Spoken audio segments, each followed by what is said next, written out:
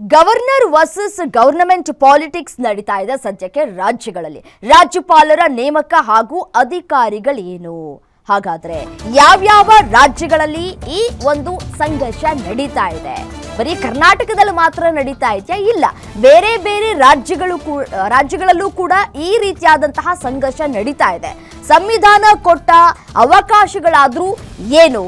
ಯಾವ ಆರ್ಟಿಕಲ್ ಏನನ್ನ ಹೇಳುತ್ತೆ, ಏನನ್ನ ಸೂಚಿಸುತ್ತೆ? ಯಾವ ರಾಜ್ಯದಲ್ಲಿ ಏನೇನಾಗಿತ್ತು ಅನ್ನೋದರ ಕುರಿತು ಗ್ಯಾರಂಟಿ ನ್ಯೂಸ್ನಲ್ಲಿ ಕಂಪ್ಲೀಟ್ ರಿಪೋರ್ಟ್ ಅನ್ನ ನೀಡ್ತಾ ಹೋಗ್ತೀವಿ.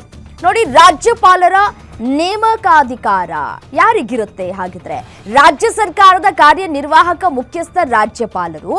ಮತ್ತೆ ಅನುಚ್ಛೇದ 153ರ ಪ್ರತಿ ರಾಜ್ಯಕ್ಕೂ ಒಬ್ಬ ರಾಜ್ಯಪಾಲ ಇರಬೇಕು ಅಂತ ಹೇಳುತ್ತೆ.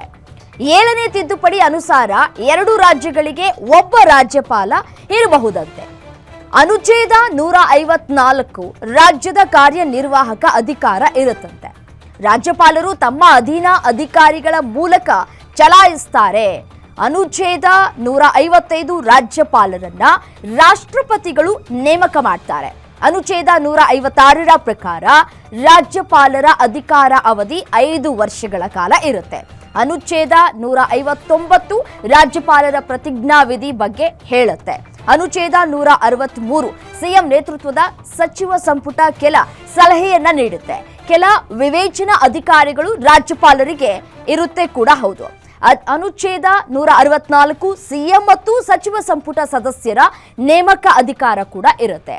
ಅನುಚ್ಛೇದ 174 ವಿಧಾನಸಭೆ ಕರೆಯುವ, ಮುಂದೂಡುವ, ವಿಸರ್ಜಿಸುವ ಅಧಿಕಾರ ಇರುತ್ತೆ. ಅನುಚ್ಛೇದ 175 ವಿಶೇಷ ಜಂಟಿ ಅಧಿವೇಶನ ಕರೆಯುವ ಅಧಿಕಾರ ಇರುತ್ತೆ. ಜಂಟಿ ಅಧಿವೇಶನ ಉದ್ದೇಶಿಸಿ ರಾಜ್ಯಪಾಲರು ಭಾಷಣವನ್ನ ಮಾಡಬೇಕಾಗುತ್ತೆ. ಸರ್ಕಾರ ಕೊಟ್ಟ ಭಾಷಣ ಯಥಾವತ್ತಾಗಿ ಓದುವ ಅವಶ್ಯಕತೆ ಇರುವುದಿಲ್ಲ. ತಮಗೆ ಬೇಡ ಅಂತ ಅನ್ಸಿದ್ದನ್ನ ಬಿಟ್ಟು ಬಿಡಬಹುದು, ಅದನ್ನ ಬಿಟ್ಟು ಅವರು ಓದಬಹುದು. ರಾಷ್ಟ್ರಗೀತೆಯನ್ನ ಹಾಡಿಸಿದ್ರೂ ಸಹ ಭಾಷಣ ಮುಕ್ತಾಯ ಅಂತ ತಿಳಿದುಕೊಳ್ಳಬಹುದು. ಸಿಎಂ ಮತ್ತು ಸಚಿವ ಸಂಪುಟ ಸಲಹೆಯಂತೆ ಜಂಟಿ ಅಧಿವೇಶನ ಕರೆಯುವಂತಹ ಅಧಿಕಾರ ಕೂಡ ಇರುತ್ತೆ. ಅನುಚ್ಛೇದ 200 ಶಾಸನ ಸಭೆಯಿಂದ ಅಂಗೀಕರಿಸಲ್ಪಟ್ಟಂತಹ ಮಸೂದೆಗೆ ಒಪ್ಪಿಗೆಯನ್ನ ಕೊಡುವುದು. ಅನುಚ್ಛೇದ 213 ಸುಗ್ರೀವಾಜ್ಞೆ ಹೊರಡಿಸುವಂತಹ ಅಧಿಕಾರ ಇರುತ್ತೆ.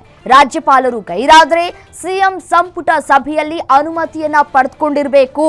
ರಾಜ್ಯಪಾಲರು ಭಾಷಣ ಮಂಡಿಸೋದಕ್ಕೆ 2 ಸದನಗಳ ಸ್ಪೀಕರ್ ಅನುಮತಿ ಕಡ್ಡಾಯವಾಗಿದೆ. ಅನುಮತಿ ಪಡೆದು ಸಿಎಂ ಮಂಡಿಸಿದ ಬಳಿಕ ಕಲಾಪ ನಾಳೆಗೆ ಮುಂದೂಡಬಹುದು. ಇದೇ ಸಂಪ್ರದಾಯ ಈ ಹಿಂದೆ ಹಲವು ರಾಜ್ಯಗಳಲ್ಲಿ ನಡೆದುಕೊಂಡು ಬಂದಿದೆ. ಮೊನ್ನೆ ತಮಿಳುನಾಡಿನಲ್ಲೂ ಕೂಡ ಇದೇ ಸಂಪ್ರದಾಯದಂತೆ ಸಿಎಂ ಮಂಡನೆ ಮಾಡಿದ್ರು. ಆದರೆ ಕರ್ನಾಟಕದಲ್ಲಿ ಇದೇ ಮೊದಲ ಬಾರಿಗೆ ಈ ಸಂಪ್ರದಾಯವಾಗಲಿದೆ. ಕಾದ್ ನೋಡ್ಬೇಕು ಏನಾಗತ್ತೆ ಅಂತ ಹೇಳಿ.